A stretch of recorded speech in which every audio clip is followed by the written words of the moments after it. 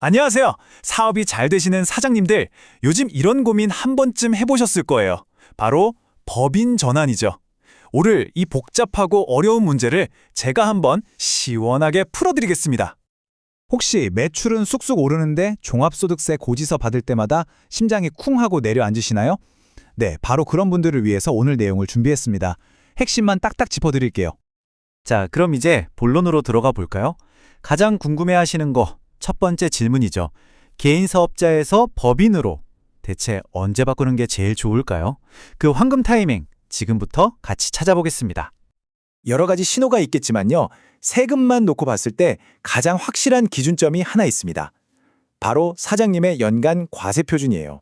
이게 뭐냐면 이것저것 다 빼고 순수하게 세금을 매기는 기준이 되는 소득 금액인데 이 숫자가 특정 지점을 넘는 순간 뭐랄까 게임의 룰이 완전히 바뀌는 거죠. 바로 이 숫자입니다. 8,800만 원. 꼭 기억해 두세요.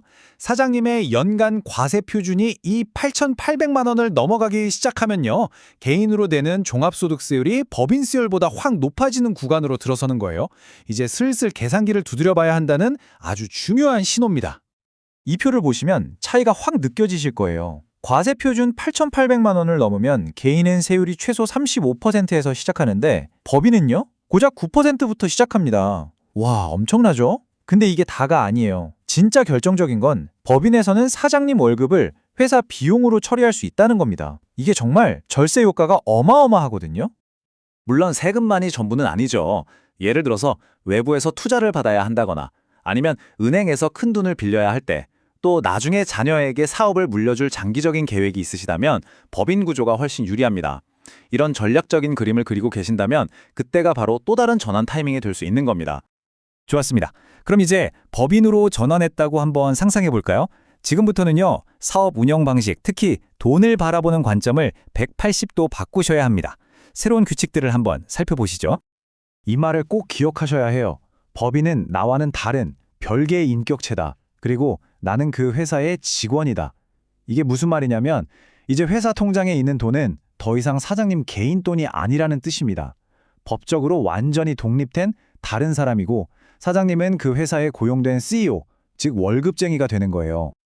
그래서 이제 돈과의 관계를 새로 정립해야 합니다. 첫째, 사장님은 이제 회사로부터 꼬박꼬박 급여를 받아가셔야 하고요. 둘째, 그 급여는 그냥 마음대로 정하는 게 아니라 회사의 매출이나 이익 같은 실적에 맞춰서 합리적으로 책정해야 합니다. 마지막으로 혹시 보너스를 받고 싶으세요? 그럼 반드시 회사의 공식 규칙, 그러니까 정관의 지급군거를 만들어둬야 나중에 탈이 없습니다. 아, 이거 진짜 많이들 물어보세요. 법인 만들고 나서 초반에 제일 헷갈려 하시는 거죠. 몇 년 동안 쓰던 내 개인 카드가 손에 있고 편하잖아요. 이걸로 회사 경비 써도 될까요? 어떨 것 같으세요? 결론부터 딱 말씀드릴게요. 안 됩니다. 이제 무조건 법인 카드 쓰세요. 왜냐하면 개인 카드로 쓴 내역은요, 나중에 세무조사 나오면 제일 먼저 아주 샅샅이 뒤져보는 항목이거든요. 증빙이 조금이라도 부족하다? 바로 비용으로 인정 안 해줍니다. 게다가 국세청이 아예 개인 카드 사용분은 비용 처리 못하게 시스템을 바꾸려고 하고 있어요.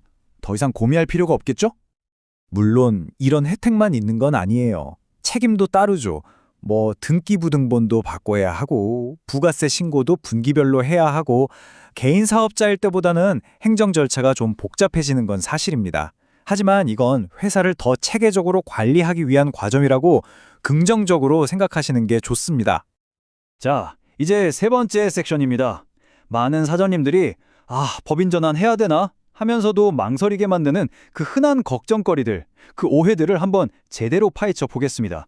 아마 지금 듣고 계신 분들 중에서도 내 얘긴데? 하시는 분들 계실 거예요.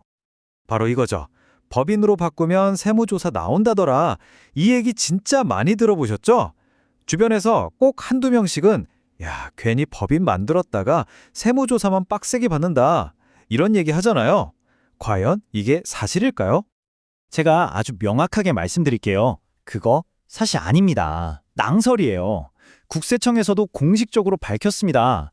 법인으로 전환했다는 사실 그 자체만으로는 세무조사 사유가 절대 되지 않는다고요. 이런 뜬 소문 때문에 더 큰 기회를 놓치면 안 되잖아요.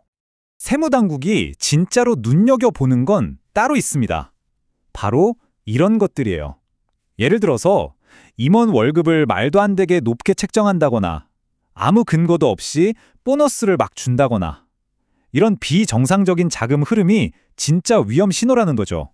그러니까 핵심은 법인 전환 자체가 아니라 전환하고 나서 회사를 얼마나 투명하게 운영하느냐에 달린 겁니다. 그리고 이것도 단골 질문 중 하나죠. 내 아내 혹은 자녀를 우리 회사 직원으로 올려서 월급 줘도 괜찮나요? 이거 정말 많이들 궁금해 하시더라고요. 네, 결론부터 말씀드리면 가능합니다. 당연히 되죠. 그런데 아주 중요한 조건이 붙습니다. 첫째, 정말로 회사에 나와서 일을 해야 하고요.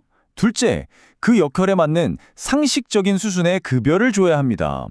일도 안 하는데 이름만 울려놓고 막 몇천만 원씩 월급을 준다? 이건 세무조사에서 100% 걸리는 가장 위험한 행동이에요.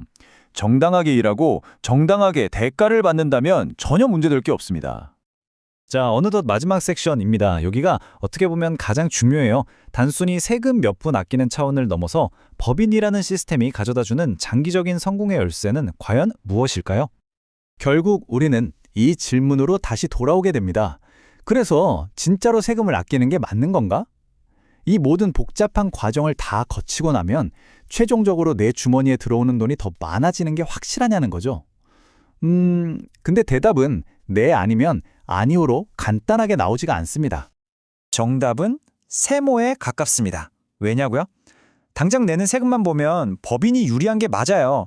하지만 이걸 긴 관점에서 보면 꼭 그렇지만은 않거든요. 여기서 아주 중요한 키워드가 하나 등장합니다. 바로 미처분 이익 잉여금이라는 건데요. 말이 좀 어렵죠. 쉽게 풀어서 설명해 드릴게요. 법인이 낮은 세율로 세금을 내고 남은 이익 있죠.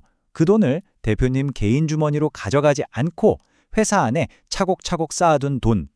이게 바로 미처분 이익 잉여금입니다. 아직 사장님 개인소득세가 매겨지지 않은 일종의 세금 유예 상태에 있는 돈인 셈이죠. 바로 이겁니다. 법인 전환의 진짜 혜택은 단순 절세가 아니라 과세 이연이에요. 당장 세금을 덜 내는 것보다 훨씬 더 중요한 게 뭐냐면 이익에 대한 내 개인 소득세를 내는 시점을 저 뒤로 미룰 수 있다는 겁니다. 그 미루는 동안 회사 안에 쌓인 돈은 뭘 할 수 있을까요? 재투자를 해서 더 큰 돈을 불릴 수가 있겠죠. 여러분은 세금을 미루면서 시간을 버는 겁니다. 결국 법인 전환은요, 단기적인 절세 기술이 아니라 장기적인 자산 관리 전략인 셈입니다. 이렇게 회사에 쌓아둔 돈, 이 미처분 이익 잉여금은 결국 사장님의 장기적인 자산이 될 거예요. 자, 그렇다면 질문을 던져보겠습니다. 과세 이연으로 번 그 소중한 시간을 여러분은 어떻게 전략적으로 사용하시겠습니까? 이 질문에 대한 자신만의 답을 찾는 것, 그게 바로 법인을 통해 진짜 성공으로 가는 열쇠가 될 겁니다.